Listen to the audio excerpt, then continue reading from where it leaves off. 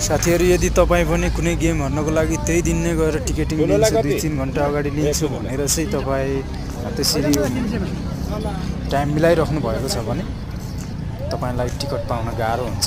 त्यसो भएले गर्दाखेरि जुन दिन तपाईले गेम हेर्दै हुनुहुन्छ त्यो भन्दा 1-2 दिन अगाडि चाहिँ टिकट लिइराख्नु होला। अनलाइन मार्फत पनि टिकट गराउँछ।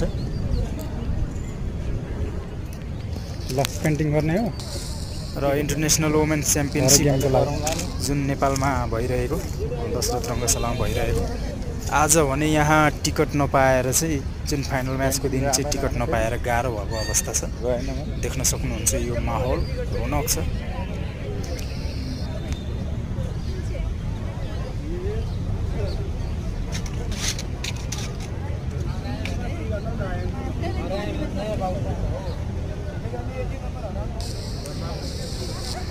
हेलो साथीहरु, यति बेला दशरथ रङ्गशालाको बाहिरको माहौल हामी नेपाल भर्सेस म्यानमारको फाइनल म्याचको लागि आएका छौं। अब हामी टिकटिङ यही दिन गर्ने, फाइनलको दिन 3-4 घण्टा अगाडि गएर चाहिँ टिकटिङ गर्ने भनेर त्यो विचारले आउँदाखेरि यहाँ टिकट चाहिँ अलरेडी सोल्ड आउट भनेर चाहिँ काउन्टरमा लेखिरहेको छ। आज टिकटिङ छैन, यत्रो फल्तीको एडभर्टाइज गरिरहेको छ। त्यसो भएले गर्दाखेरि अब हामीले बाहिर खोजेका छौँ। कतिपय के हुन्छ भने आफ्नो साथी नआएको छ त्यो उनीहरूको लागि लिएको टिकट चाहिँ बिक्री गरिरहेको पाइसकेको छ। अब हामी फाइनल्ली नेपाली टिकटिङ पहिला बुझिहालौँ म्यानमारसँगको भिडन्त हेर्न गइरहेका छौँ। बाहिरको माहौल चाहिँ यस्तो छ,